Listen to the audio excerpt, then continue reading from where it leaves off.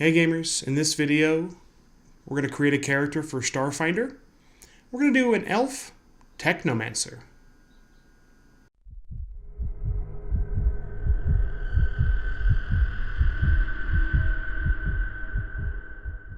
Hey gamers, welcome back to Game Master's Dungeon. I am Brian, your Game Master, and today's video is going along with our game review of Starfinder. We're going to create a character. We're going to make an Elf Technomancer. If you've got your book, grab that, get ready to follow along. Also, get your fillable PDF sheet or print one out so you can follow along as well. There'll be a link in the description below to the character that I create in this video and also to the blank fillable PDF that I used. Hope you enjoyed this video. If you do, hit that like button. Also, hit that subscribe button and that bell icon so you get instant notification when I upload new videos.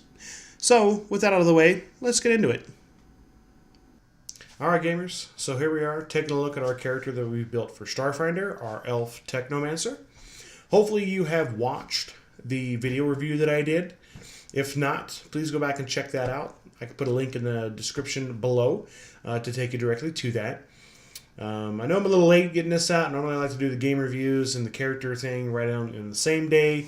Just, you know, life happens, right? Happens to all of us. So I'm getting this out here as soon as I can. I hope you guys are going to enjoy this. If you have the book or if you have the PDF for Starfinder, get that, follow along. There'll be a link in the description below to this blank fillable PDF and to the character that I created here. So you could download that as well for reference, or you could even use it if you're going to, you know, play a game. If you do, I would love to see how it works out for you. But let's get into it.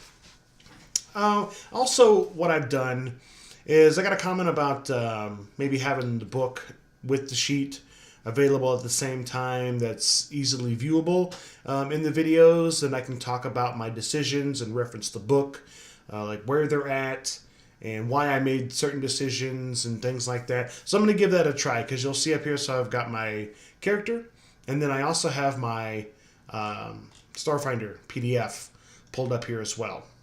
We're going to need to go right here anyway. So I'll get this going right here. Make it a little bigger. There we go. So I'm going to try this way. If you like this, so me using the PDF with the character sheet back and forth, you know, referencing the book, talking about decisions, let me know if you like that.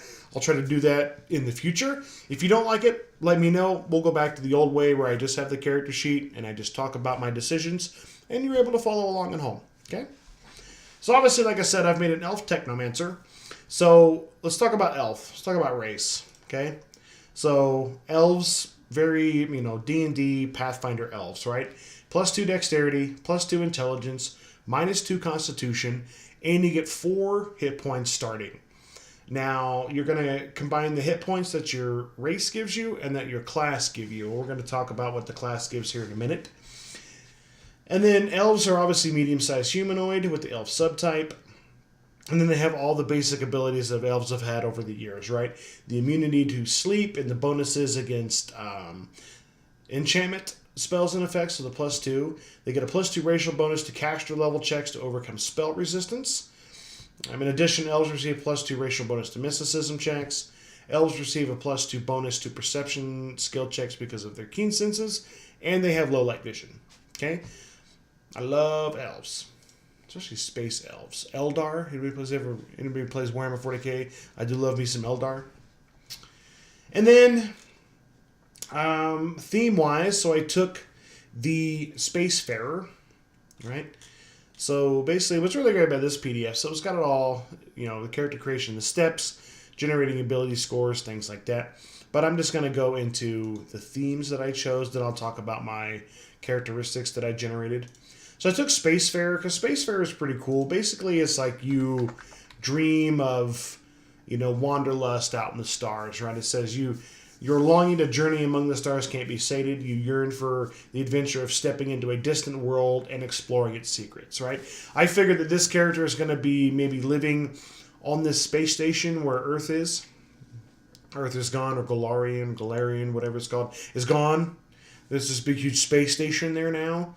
Nobody really understands what happened to the planet, where the space station come from, but my character's living there and doing the grind, you know, working, but just looking out of the big, the big shield or whatever, and just seeing the stars and yearning to go off into space. And this character is going to get an option to join a crew and go off into space on great adventures. And he or she, I didn't really give it a gender. I made this one male, but you can make it female. You can see I left a lot of this stuff like blank here. So if any of you decide to use this, or if you just want this for, these purposes, all this stuff down here, you don't have to worry about the top. So Spacefarer gives you +1 to your Constitution, which is good. I needed that. And he gives, at first level, gives you theme knowledge, so you get to reduce the DC, so the difficulty check of physical science checks to recall knowledge about strange new worlds or features of space. Maybe they've read about it, done a lot of research. I'm going to be ready to go off into space. I'm going to be ready. I'm going to know what I'm doing, kind of thing. Also, it makes physical science a class skill, but since I already have physical science, which I'm going to talk about here in a minute, I get a +1 bonus as well. All right, so obviously I took Technomancer as my class, so let's take a look at that. So I got Technomancer queued up here. So Technomancer gives me 5 hit points, plus my 4 from Elf gives me a total of 9 hit points. Okay, right here. Your stamina points is 5 plus your Constitution modifier. Obviously my Constitution is only a 10, so my modifier is +0. Now what's great about this PDF does all the math for you. So like as an example, so say I had a 12, it would automatically give me the +1, which is kind of cool. It does a lot of the work for you. And then, so I only have 5 stamina points. So 5 stamina points and 9 hit points at level 1, which isn't too bad. Obviously, one good hit from some kind of a weapon, I'm going to be out of stamina points, but hopefully I can avoid that. So obviously, with the Technomancer, I just like the way this Technomancer looks. Magic and tech, super cool. Can't say it enough. So obviously intelligence is the primary stat, so it affects my DCs, my difficulty classes for my spells. Also then a high dexterity score help me fire my weapons more accurately and dodge incoming attacks. Because you will see my dexterity is an 18, so I got a +4. So my dex modifier is +4, and then I get +4s to my my 2 different types of armor class, which we'll talk about a little later. So skill ranks, I get 4 plus intelligence modifier per level, so that gives me a total of 9, because I have a 5 intelligence modifier +4, so 9. And then you'll see, so the class skills are computers, engineering, life science. Did I mark that right? Yeah. Life science, mysticism, physical science, piloting, profession, sleight of hand. So there's 8 class skills, so I put 1 point in each. And then I was like, well, my profession, I'm going to be a nurse. I think that was kind of cool, I was a nurse on the station. So this is maybe kind of how I'm going to be introduced into the group. The group's looking for some kind of a medical officer, a doctor. And I'm like, yeah, that's me, even though I'm just a nurse. If any nurses are watching, I totally respect you. You're caregivers, lifesavers. You're all the same in my eyes. I appreciate you. I just, I went with a nurse because my skill's not really high. Because medicine is not a class skill for this class, for the Technomancer. So I put my other point in my int mod of 6 plus my life and physical sciences and stuff is not, I don't think it's high enough where a doctor would be, especially a level 1 character. So I made him a nurse. And what's great, so you'll see when you check the class skill box, it gives you the class bonus of +3, but say I uncheck it, right? See it takes it away. Boom. You'll see medicine, it's not a class skill, but you can still put a rank in there, but I don't get the +3 bonus for it being a class skill. Okay? All right, and then let's talk about ability scores. So ability scores, there's several ways to generate them. I generated them using my dice pool system. If you've not watched my video on generating D&D characteristics or games that use the same type of system, the D20 system, that uses the 6 stat block like that, go check that out. I got a bunch of different types that I've used, I've seen people use, I've played in games where people have used. I like it because it gives you some, real chance of getting the good scores for the skills you need and still having decent scores for other stuff. Another question, would you like to see me do the rolling for my stats if I make further characters for games like this? Or would you just like me to roll them up, generate the character like I have, and talk about it? Leave your comments below, one way or the other. Okay? So basically my dice pool system, what I did, I ended up with a 16 for Dex, which increased to an 18 because I got a +2 from Elf. My Constitution was initially 11, but I got a -2 from Elf, which done 9. I got a +1 from Starfinder theme, brought me to 10, so I don't get negative modifiers. My Intelligence was great. I threw like 6 dice at this skill. I ended up with 3 6s, so I got an 18. This is after a reroll. And then I get a +2 from Elf, so I got a 20 Intelligence at level 1. Fantastic. I was super lucky. And then a 12 and a 10 in Charisma. 12 in Wisdom and a 10 in Charisma. And then down here I put all of my Elven abilities and then my theme ability, my theme knowledge. And then you get a spell cache as a level 1 Technomancer. So if we go back to Technomancer. Also your proficiencies are light armor and then basic melee weapons and small arms. So you get no bonus attack at first level. You get a +2 to your will save, but 0 to fortitude and reflex. Spells per day, you can cast 2 first level spells per day. You get the spell cache. So basically it's like, let's see, where is it? As the culmination of your early study of the fundamental forces of the galaxy, you have created a small cache that allows you to store and access spells. Your spell cache can be a device such as a handheld computer or a technological implant, an item such as a ring or staff or symbol such as a brand, tattoo, whatever. While you don't need your spell cache to cast your spells, once per day you can activate your spell cache to cast any one spell you know and are capable of casting, even if you've expended all of your spell slots. I think that's a pretty cool ability. If your spell cache is damaged, obviously it's something that could be damaged, broken, or taken. It is restored to full hit points the next time you prepare spells. If it is lost or destroyed, you can replace it after 1 week with a special ritual, and that takes 8 hours to complete. Okay, basically it gives you an extra spell slot of whatever spell that you can cast once per day, which is pretty cool. Speaking of spells,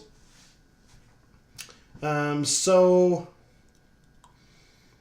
this is your spell list right here. So I know 4 0-level spells. I know 2 first-level spells right here. So this is how many spells I can cast per day. Then you go down here, right? This is your Technomancer bonus spells. Because my intelligence is 20, I get bonus spells per day by spell level. So I get 2 additional first-level spells. So technically I know I can cast 4 per day. Did I track that right? Yeah, so I know 2 spells, but I can cast 4 per day. So 2 each, or I can cast 4 the same one, or any combination. And then obviously I get an extra 2nd, 3rd, 4th, and 5th. This game does only go to 6-level spells, but don't be thinking like D&D or Pathfinder where, oh, but you don't get 7, 8, and 9. Well, I think some of these 6-level spells are pretty good. Like Disintegrate does like 14 D20 damage. It's a lot of damage, so nothing to scoff at. And then here's my spells known. So I know 4 0-level spells and 2 first-level spells, which I chose. So my 0-level spells, I chose Dancing Light. Transfer Charge is kind of cool. Basically, I could take a charge from, like, say, one power pack or energy cell and put it into a different one. Like, because there's different types of ammunition. There's cells, there's charges for different types of weapons. Well, say I found a pack for a weapon that I don't have, but I need to charge mine. I can take the charges from what I can't use and add it to my battery for my weapon that I use. Boom, done. Psychokinetic Hand, which allows me to basically it's like Mage Hand. Think Mage Hand, you make the little hand that can go around, you can move stuff with it. Basically, I mean, like this day and age when it's in the future, like there's going to be switches and buttons and levers and all other kinds of stuff to be able to manipulate with this ability, so I think that was a pretty good choice. Then, of course, Daze. You know, the big nasty alien is running at me. Boop. You know, give a little Dundee, a little Crocodile Dundee. Daze it or whatever, you know. And then I took supercharged weapons, so I could take my or someone else's weapon, and I can supercharge its, you know, its cells or whatever to make it do additional damage. And then, of course, I took the Identify spell. Identify is using for identifying, like, you know, new forms of technology and magical stuff. So Identify is always a classic spell for spellcasters. You should always take that. Feats and proficiencies. So my class gives me armor proficiency light, weapon proficiency basic, melee, and small arms. And then my feat, because you get a feat at first level, I took minor psychic power.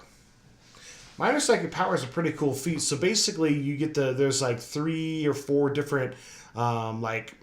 I think it's like 0 level like cantrips that are like from psychic school that basically allow you to cast and use even though you normally can't.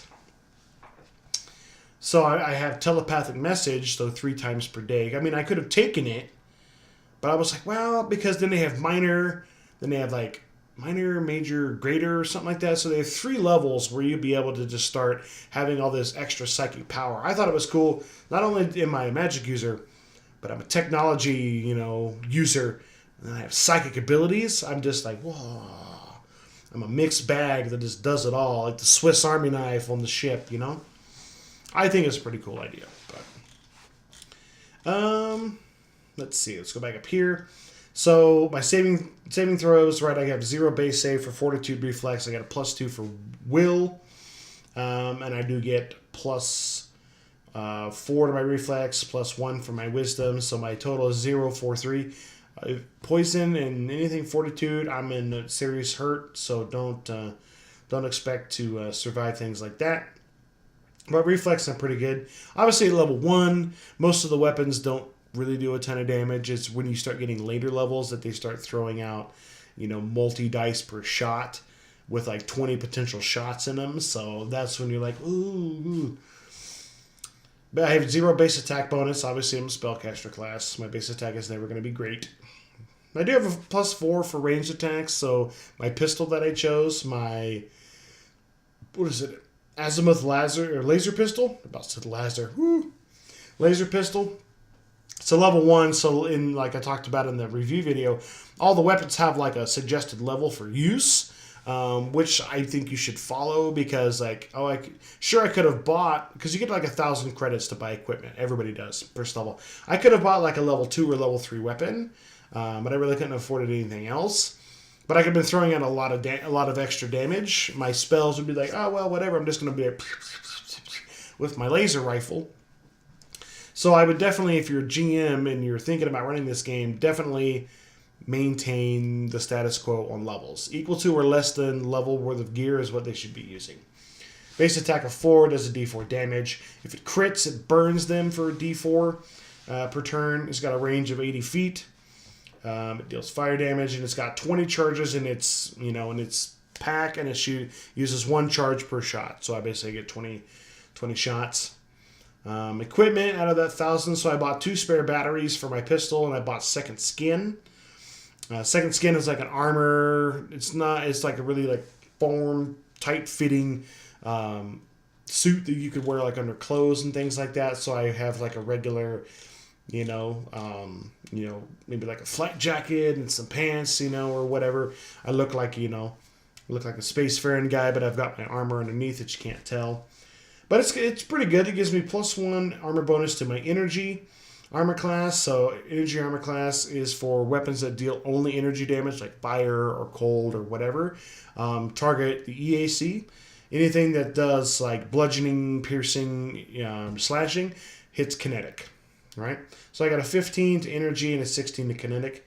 I mean, that's not too bad at level 1, wizard type class with a 16 or 15 or 16 armor class. I think that's pretty good. Let's see. Alignment, I went with chaotic good. I just, I play a lot of chaotic good because it's kind of like how I am, chaotic good. Plus, it's easier to play. Obviously, I can play any alignment, but that's just what I chose. I also, as another weapon, I took a tactical baton. You always want to have a melee weapon. I mean, it does D4 +1 because I get +1 bonus from my strength. Moha. But I only get a +1 to hit with it because of my strength bonus. But that's like, if this is the end and I'm in melee with something, like things have all gone wrong, I'm not, unprepared.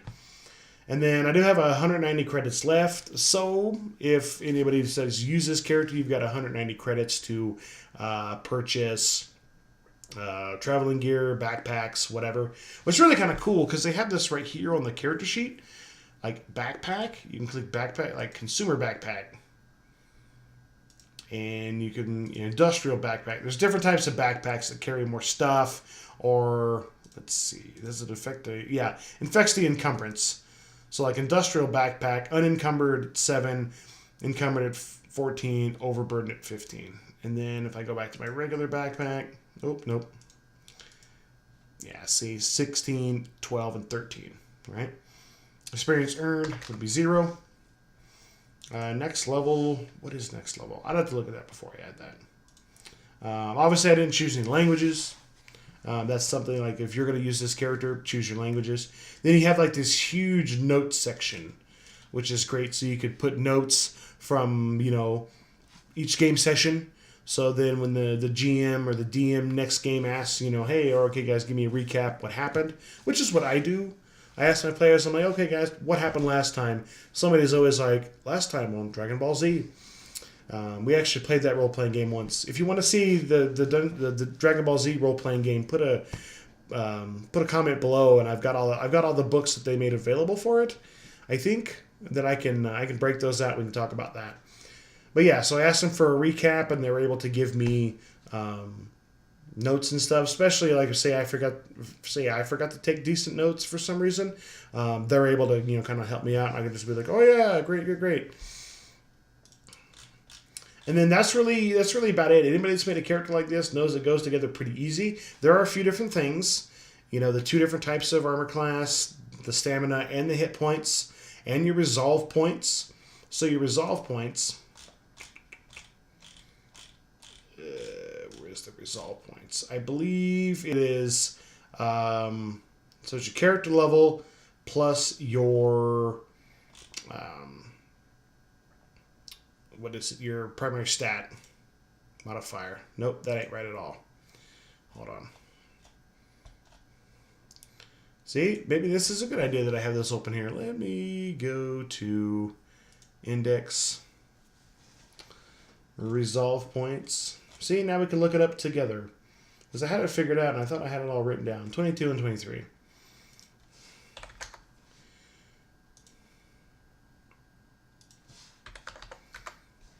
All right. Resolve points. So, let's see. You have a number of resolve points equal to half your character level, rounded down by minimum 1, plus the modifier of your key ability score. So, actually, I have 6. 1 plus 5 is 6. There we go. See, look at that. Boom. All right. So, that is it.